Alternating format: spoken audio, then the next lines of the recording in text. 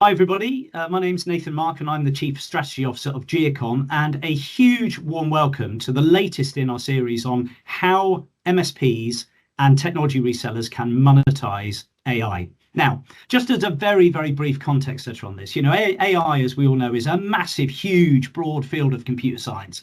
And it's really focused on how we can use computers to create systems that can perform tasks that normally you think about as being done by humans. And of course, when we think about generative AI very specifically, that's just a subset of AI. And that's a subset that's really focused on content creation. So how can we get AI to help us to build content that is as good as, or as if a human has created it? And of course, the vast majority of us in our working life spend our time building and creating content within our Microsoft tools. And that's why when Microsoft launched Copilot a couple of years ago, it was so exciting, because it gave us for the first time really an opportunity within a context of work to use generative AI tools to really help AI to help us to build content in all of its various forms.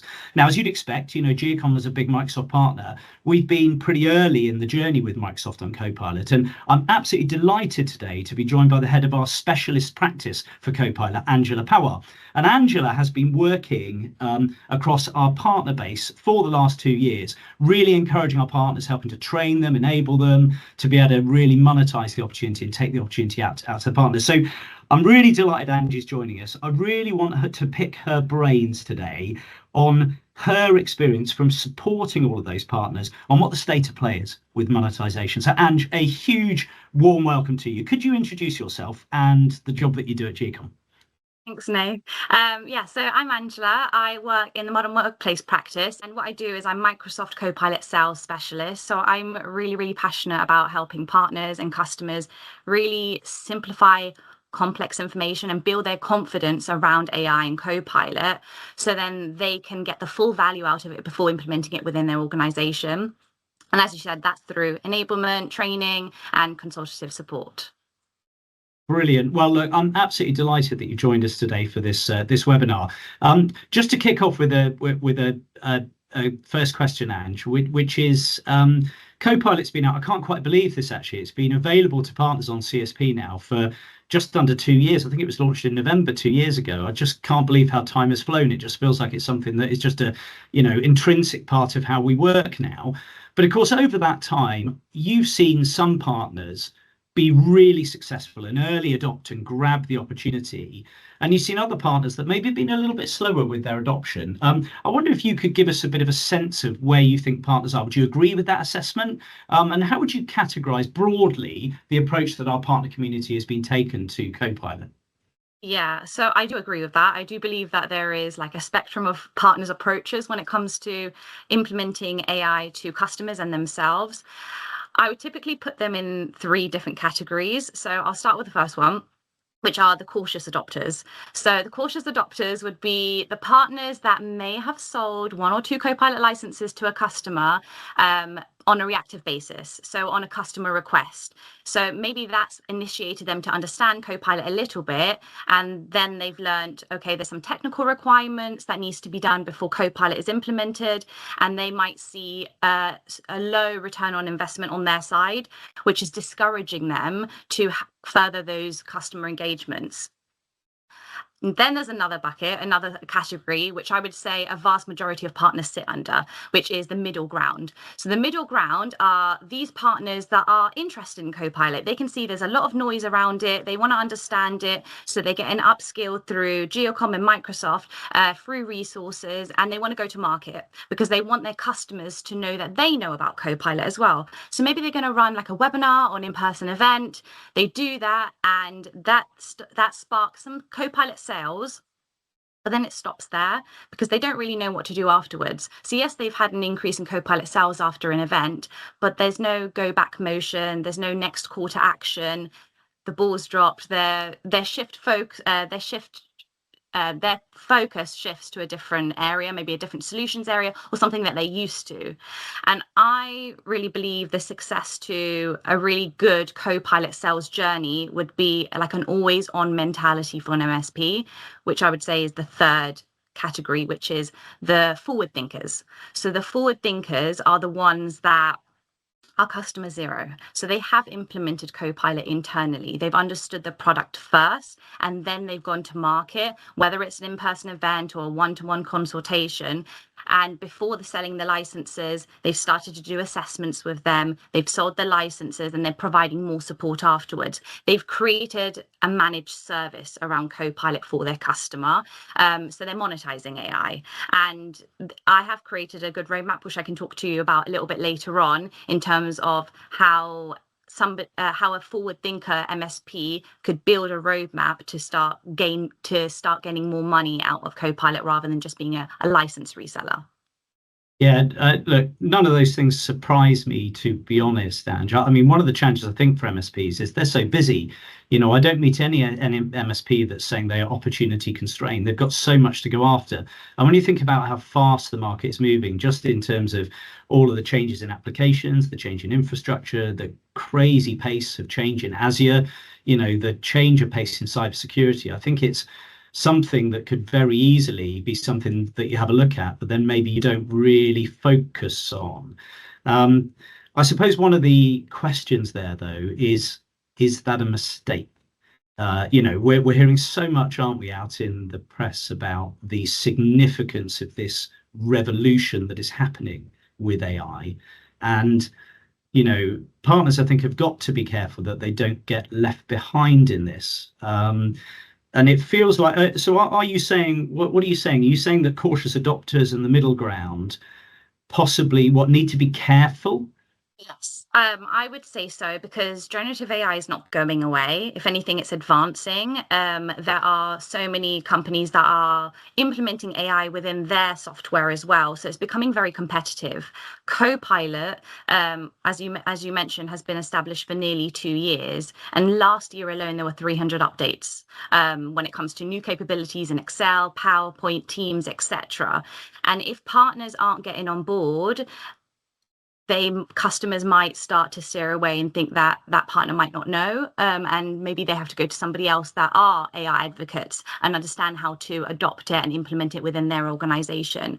So I would say it's probably better to get on board sooner rather than later, before it advances and it's going to be a lot more complex. I mean, if we just think about the advancement in Copilot over the last 2 years, we've now got ChatGPT 5 underpinning the platform, and some of the functionality is vastly different from when it was launched 2 years ago. So perhaps if you've looked at the product 2 years ago and thought, yeah, it's okay, you think about your consumer experience of using Grok or ChatGPT or Claude or something like that, it is vastly better. And the AI is producing vastly better results than it was 2 years ago. And we're seeing the same thing in Copilot, aren't we? I mean, I had a recent training update from you and the team, and I couldn't believe some of the functionality I wasn't using in the basic Microsoft applications in Teams and so on, that actually are really, really useful. So that pace of change, that journey means you've got to stay on top of it, right? Yes, 100%.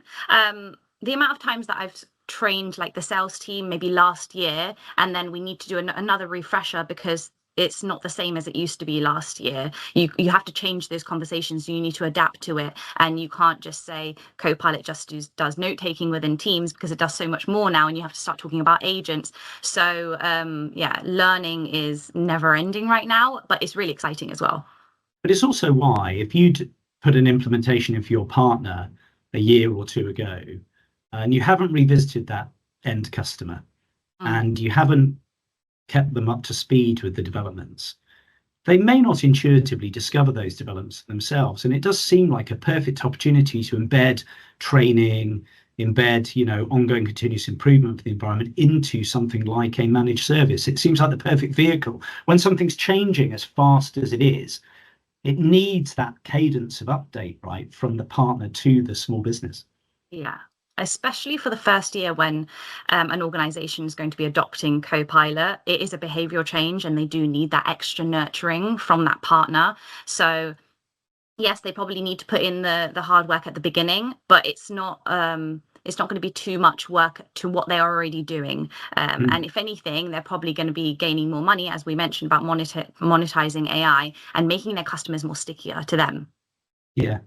Well, Ange, if you take a step off it, then I understand that you've built a framework based on those experiences. I wonder if you could share that with us, because when I looked at it earlier, I thought this could be really helpful actually to, gauge where you are on the journey and how you're going to get to the next stage. Yes, no problem. Let me share my screen.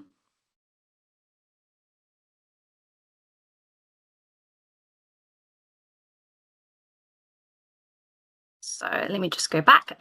So I have created 5 phases, and this is a roadmap to a frontier firm. Microsoft calls a frontier firm an organization who have gone through that AI digital transformation. So they've adopted Copilot, they've got their productivity gains through Copilot.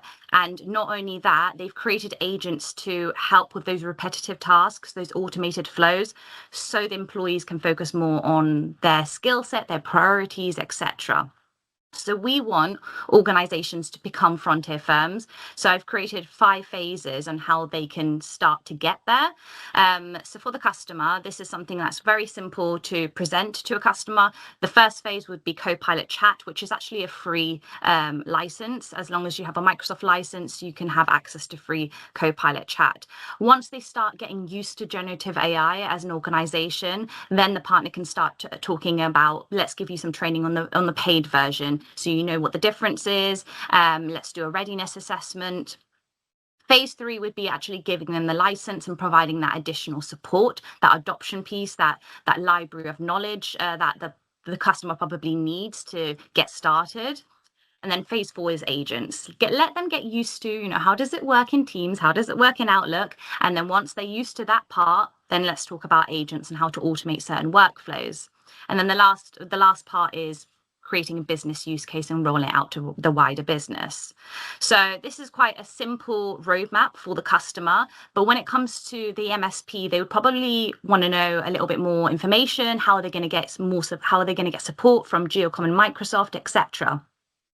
So to complement those phases, we're on the next slide now. So when we're on phase 1, yes, there's Copilot Chat, and we recommend enabling Copilot Chat to all of your customers. Okay, so some MSPs already might have a customer base, but what about the other customers who haven't even adopted Copilot whatsoever?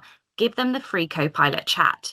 And within that, they will also have an area where they can actually have insights as to who are the most active users within Copilot Chat.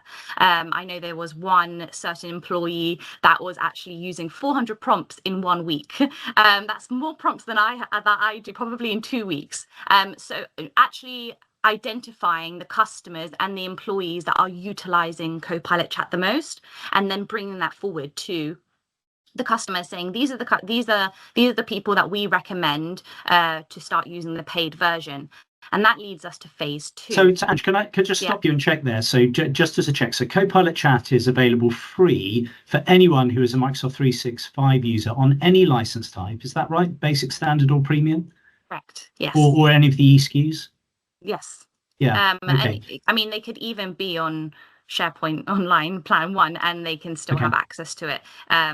So yeah, the free version of Copilot Chat obviously won't give you all the features in comparison to the paid version. Like, you won't get access to agents unless you start to pay for it on a pay-as-you-go basis. But it'll give you an idea of how to start prompting and getting those responses back, and helping you with your productivity gains in a small way, and then hopefully moving to something a little bit better like Microsoft 365 Copilot. And should we be thinking of that as a way of also attacking the shadow IT problem?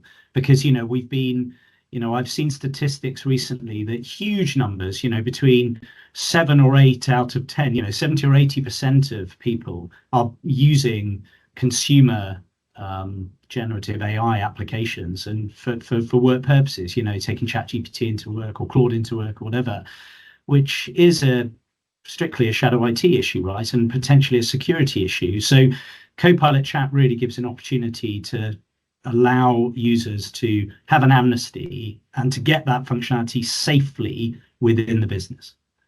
Correct, because Copilot Chat, the free version, has the same kind of like enterprise data protection as the paid version does. So organizations can be reassured that even if you do implement the free version, your employees aren't leaking information outside to the public web, etc. We won't get hold of it. It's not being, Copilot isn't trained on your prompts or your data. So it's more of the protected way to utilize generative AI and move the employees off using something like a free version of ChatGPT, for example.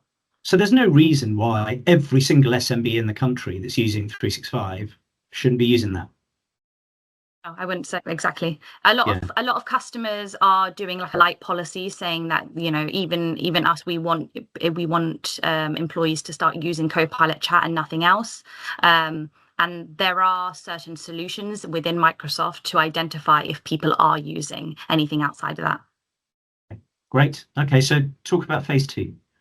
So phase 2 is once the partner has established which customers are using Copilot Chat based on their prompting, based on their activity, etc., we move to customer engagement and readiness. So customer engagement could be maybe they've identified 5 customers, maybe they just need a one-to-one consultation with them. If they've identified many customers, maybe they want to run a webinar, so a one-to-many